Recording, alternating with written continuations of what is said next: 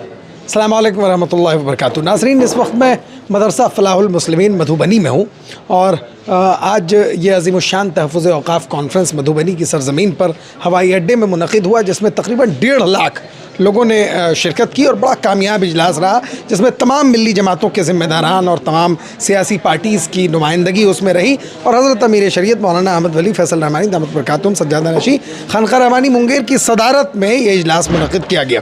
अभी मैंने मालूम किया तो पता चला कि ये जो मदरसा फ़लाहुल मुस्लिमीन है सन 1952 में इसको कायम किया गया और उस वक्त हज़रत मौलाना मिन्नतुल्लाह साहब रहमानी नव्वरल्लाहु मरक़दह, अमीर शरीयत राबे, हज़रत मौलाना हुसैन अहमद मदनी रहमतुल्लाह अलैह, हज़रत मौलाना कारी तैयब साहब रहमतुल्लाह, तमाम बुज़ुर्गान दीन उस वक्त यहाँ आए और उन तमाम ने मिल करके इसकी बुनियाद में और इसके क़याम में अहम रोल अदा किया। तो बड़ा तारीख़ी ये बड़ी तारीख़ी सरज़मीन है और यहाँ पर जो लोग कुछ मौजूद हैं जिनसे हम लोगों ने बातचीत करने की कोशिश की, एक और साहब मौजूद हैं यहाँ पर। आपका नाम?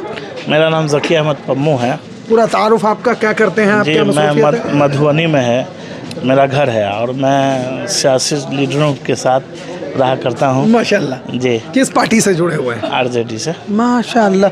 तो अभी जो है मधुबनी के ताल्लुक़ से एक बात आई, भाई साहब का इंटरव्यू मैं कर रहा था तो वो बता रहे थे कि एक आदमी ने इस पूरे प्रोग्राम को और जो मुसलमानों का जोशो खरोश जोशो जज्बा था उसको नेस्तो नाबूद करने की नापाक और मज़मूम कोशिश की। क्या कहेंगे, किसने किया, कैसे ये पूरा मतलब कैसे ओवरकम किया आप लोगों ने, कैसे लड़ाई की, कैसे दिफा किया, कैसे डिफेंड किया? देखिए, एक बात बताएं कि ये हवा हमें खाक रोकेंगी, हम पंख से नहीं हौसलों से उड़ान भरते हैं। तो लोगों की मोहब्बत यहाँ थी पहले से ही भी और लोगों के अंदर जज्बा था कि हमारे अमीर शरीयत यहाँ तशरीफ़ ला रहे हैं। आपने देखा होगा हमारे राज्यसभा सांसद डॉक्टर फैयाज़ अहमद भी कांटेक्ट में लगातार हम लोग थे, कब आ रहे हैं, क्या कर रहे हैं, और आने के बाद कंटिन्यू हम लोग वहीं मौजूद थे। अभी क्षेत्र के लिए निकल भी गए थे सब, लेकिन भाई एहतसाम साहब का फ़ोन आया, फ़ौरन वापस हम लोग हो गए। तो ये इनका मोहब्बत है लोगों से, इनके वालिद साहब मोहतरम की लोगों से, यहाँ के ज़िला के जितने भी ज़िम्मेदार हजरात हैं, आम लोगों का, ज़िम्मेदार तो दूर की बात है, आम लोगों की मोहब्बत है, तो वो कुछ होने जाने को नहीं है। यानी ये जो बताया अभी उन्होंने, एक लेटर भी दिखलाया मुझको, क्या लेटर था, लेटर में क्या कहा गया, कैसे उसका दिफा हुआ? लेटर के यहाँ के लोग बहुत मजबूत हैं, लेटर वेटर से कुछ होने जाने क्या दिया गया था एसडीओ को? एसडीओ को उसमें अभी तहकीक की जा रही है। अब देखा उसको? देखा है, तहकीक की जा रही है। इंशाल्लाह बड़े भाई भी तहकीक में हम लोग लगे हुए हैं, कुछ ना कुछ फिर इसका। ऐसे लोगों को क्या कहेंगे आप? नहीं, ऐसे लोगों को क्या, ऐसे अमीर जो है हमारा सरिया है, इसके ख़िलाफ़ वो काम कर रहे हैं। खुदा हाफिज़। राज्यसभा के एमपी जनाब फैयाज़ साहब हमारे साथ मौजूद हैं। बहुत इस्तकबाल है आपका मदरसा फ़लाहुल मुस्लिमीन मधुबनी में। आज माशाल्लाह तहफ़्फ़ुज़ औक़ाफ़ कॉन्फ्रेंस मधुबनी के हवाई अड्डे में मुनक़िद हुआ और तकरीबन 1.5 लाख लोग जमा हुए। क्या कोशिशें आप लोगों की रही, कैसे इतना बड़ा मजमा जमा हुआ और किस तरह का मैसेज आप सरकार को देंगे इससे? जो आज का जो मजमा था, उस मजमा को देखने से तो लगता है कि लोगों में बहुत ही जोश व बलबला है कि ये काला कानून वापस होना चाहिए, अमेंडमेंट बिल।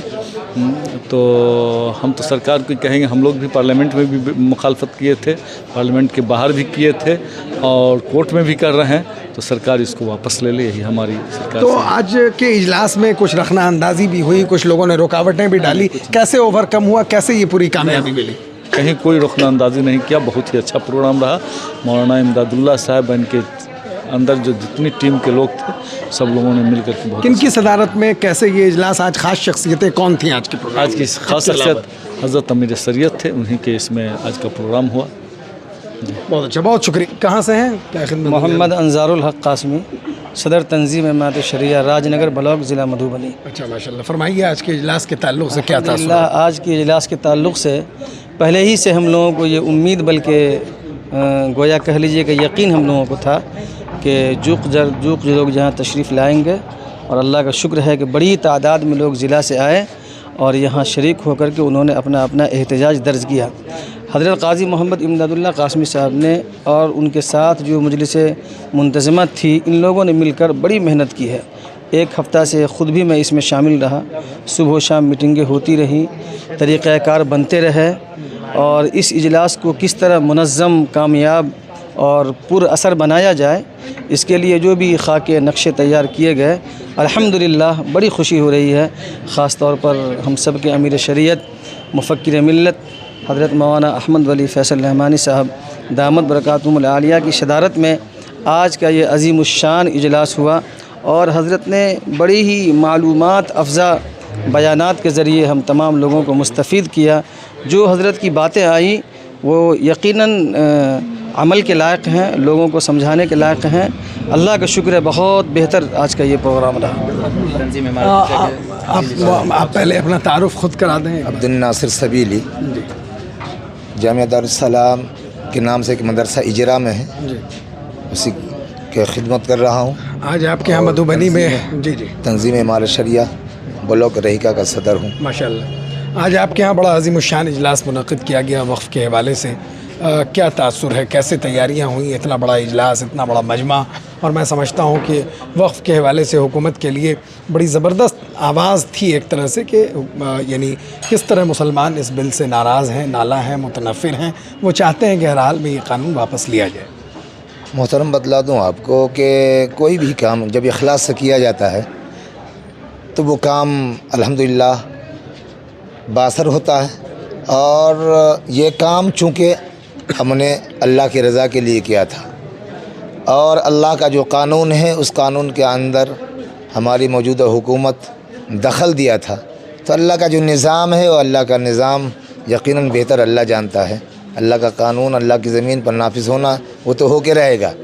वो आए और गए, चले गए, तो कि बात मैंने शुरू में भी कही थी, उस बात वो नहीं नोट हुई जो हमारे बकिया क्या कहते हैं लीडरों ने जो बात कही, उसी की बात में एक बात मिला के अभी आपके इसके ज़रिए से पैगाम दूँ कि बर्बाद गुलिस्ता करने को एक ही उल्लू काफ़ी था।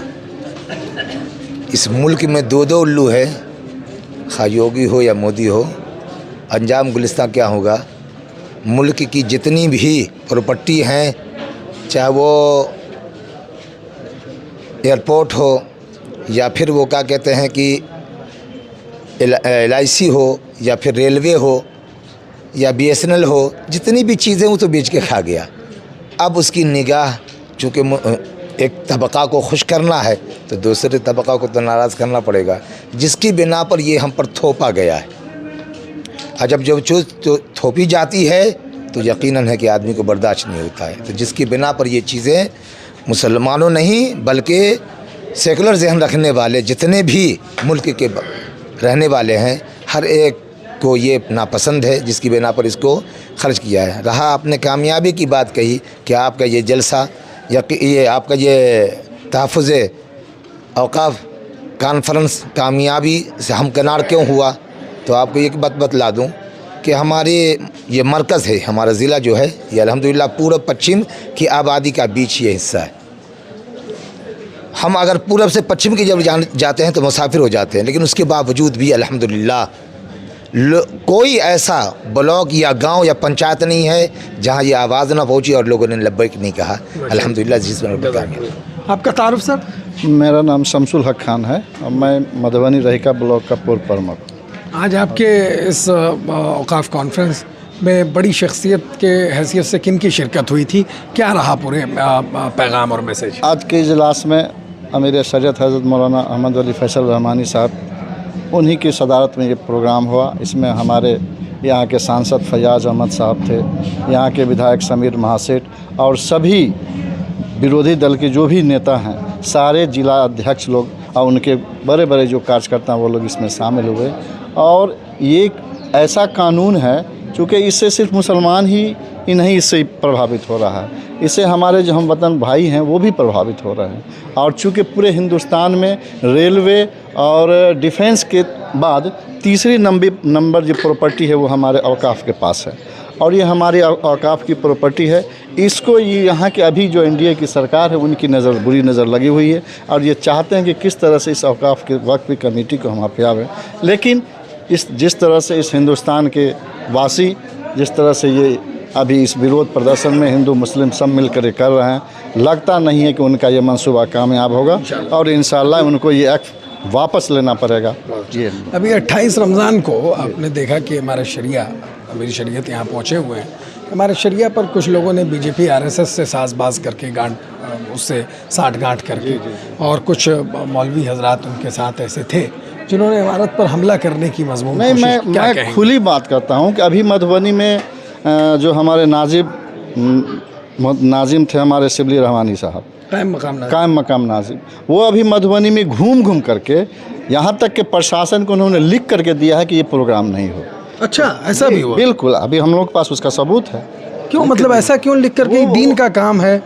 देखिए, अब वो दीन से तो अलग हो गया, उनका दीन रहा नहीं, वो तो अब बिल्कुल लगे हुए हैं किस तरह से अभी ये नीतीश कुमार जी हमको कैसे क्या बना देंगे, इस पे चल जा रहे हैं वो। तो कैसे मैनेज किया आप लोगों ने? नहीं, उनका ये हुआ कि उसमें जो भी उन्होंने लिख के दिया था, लोगों से यहाँ मिले भी हैं वो डायरेक्ट फेस टू फेस यहाँ आकर के, लेकिन उसके बावजूद भी लोगों ने उनको ऐसा जवाब दिया कि आप अगर यहाँ भी कुछ करेंगे तो मार खा जाइएगा, इसीलिए मधुबनी से वापस चले जाइए, इसी में आपकी भलाई है। उनका एक भी नहीं चला और इंशाल्लाह आने वाले दिन में मालूम हुआ है कि उनका प्रोग्राम हो रहा है, उनको लोग काला बिल्ला ही नहीं, जूता का माला भी पहना करके मधुबनी से भेजने का काम करेंगे, जैसा वो कौम मिलत के साथ काम कर रहा है। जज़ाकुमुल्लाह, बहुत बहुत शुक्रिया। कैमरामैन मोहम्मद शाहिद रहमानी के साथ फजल रहमान रहमानी, मदरसा फलाहुल मुस्लिमीन, मधुबनी।